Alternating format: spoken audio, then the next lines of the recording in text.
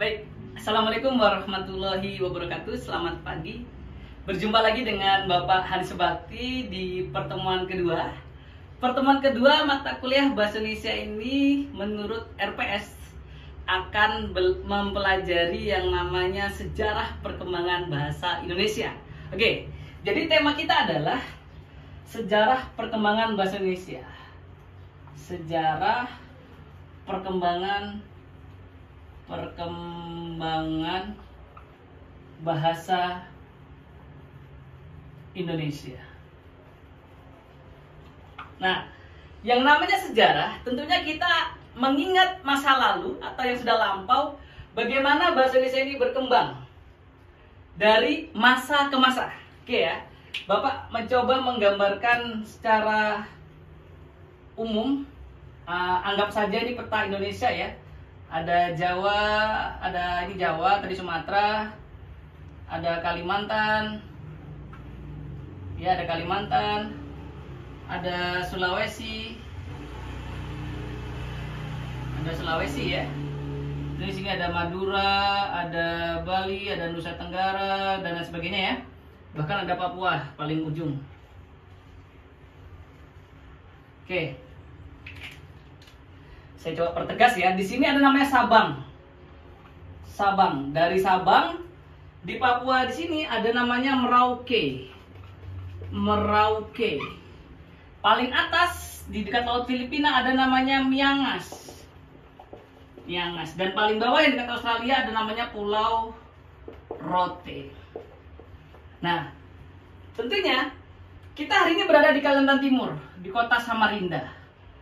Dulu ada lagu yang sangat populer, dari Sabang sampai Merauke, dari Miangas sampai Pulau Rote. Nah, tersebar lebih dari 400 bahasa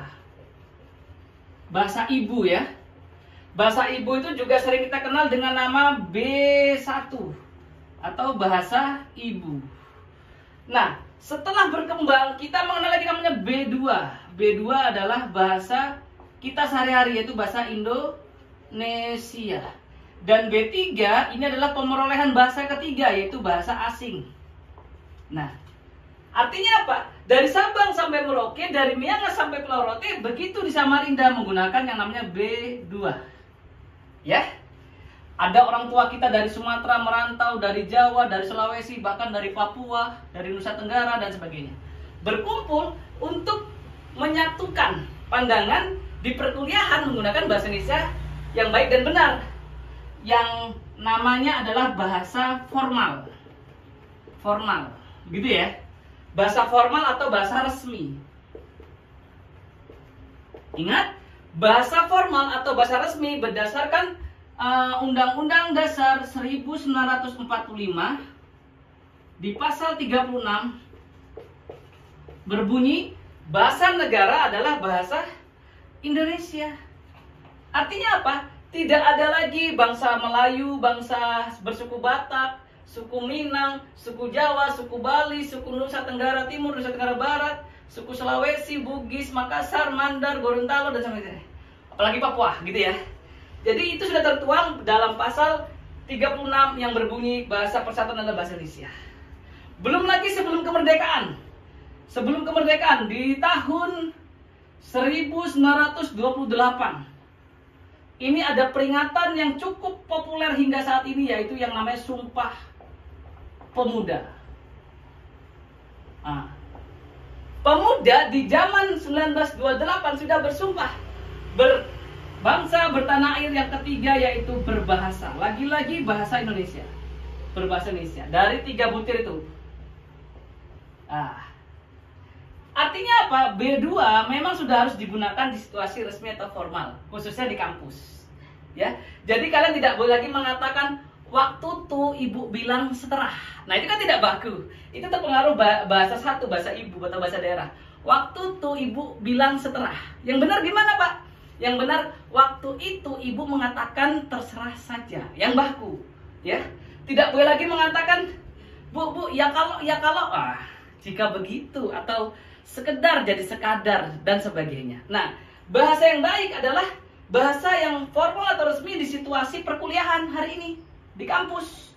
Kalau di kampus, bahasanya harus bahasa Indonesia. Tapi kalau kalian di luar kampus, ya bebas. Di luar kampus bebas. Kalian berkumpul dengan teman-teman kalian yang berasal dari negara asing, yang menggunakan B3 tidak masalah. Yang suka Korea, yang suka Jepang, yang suka Arab, yang suka Amerika. Tapi kalau nanti kalian di luar kampusnya ketemu dengan orang tua, ya silakan menggunakan bahasa ibu. Kembali ke bahasa daerah, ke bahasa Bugis kalian, ke bahasa Banjar kalian. Karena rasanya agak lucu ketika kalian berkomunikasi dengan orang tua kalian di rumah menggunakan bahasa Indonesia yang resmi. Ibu, izin bertanya, hari ini masak apa? Bolehkah kiranya saya menyantap hidangan yang ibu masak? Kan lucu banget. Jadi kayak gitu tidak cocok kalau bahasa di luar kampus kalian menggunakan bahasa Indonesia yang baku. Tapi bahasa Indonesia wajib di kampus, ya. Karena apa? Kita bersatu di Kalimantan Timur, khususnya di kota Samarinda, latar belakang kita berbeda-beda.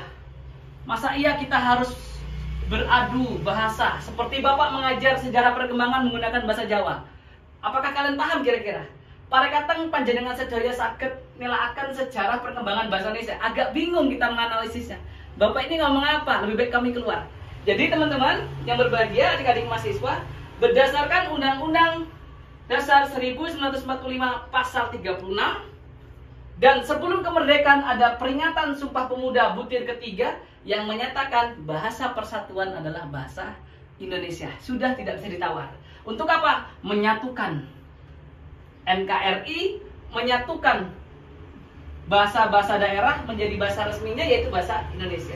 Jadi tidak ada lagi kesalahpahaman gara-gara bahasa. Ingat, di Papua sendiri itu sekitar 400-an bahasa daerah, paling banyak di sana bahasa daerahnya. Tapi mereka rela bersatu menggunakan bahasa Indonesia. Padahal kalau dulu mau tidak menggunakan bahasa Indonesia gampang. Karena dulu banyak tokoh pemuda berkumpul di Jawa, di Jong Java, Jong Sumatera, Jong Celebes, Jong Borneo, Jong Papua. Tapi tidak, mereka tetap menggunakan bahasa pertamanya, yaitu bahasa Indonesia. Agar apa? Agar Indonesia ini bisa bersatu dari Sabang sampai Merauke, dari Miangas sampai Pulau Rote dengan bahasa resminya itu bahasa Indonesia. Ragamnya memang berbeda, tapi bahasa resminya tetap bahasa Indonesia. Larasnya mungkin berbeda, tapi bahasa resminya cukup bahasa Indonesia. Inilah kearifan bangsa kita yang tidak dimiliki oleh negara lain, tidak dimiliki oleh bangsa-bangsa lain. Kita bisa bersatu, 38 provinsi hari ini bisa bersatu dengan bahasa Indonesia. 17.000 lebih pulau bisa membentang luas di Indonesia bisa bersatu dengan bahasa Indonesia. Tidak lagi kebingungan dalam berkomunikasi. Adik-adik ketika keluar kampus mau membeli sesuatu, belanja apapun dengan bahasa Indonesia, semuanya akan menyatukan kalian. Jadi sekali lagi gunakanlah bahasa yang baik dan resmi, yang formal ketika di dunia kampus. Di luar kampus silahkan menggunakan bahasa ibu kembali atau bahasa asing teman sebaya kalian.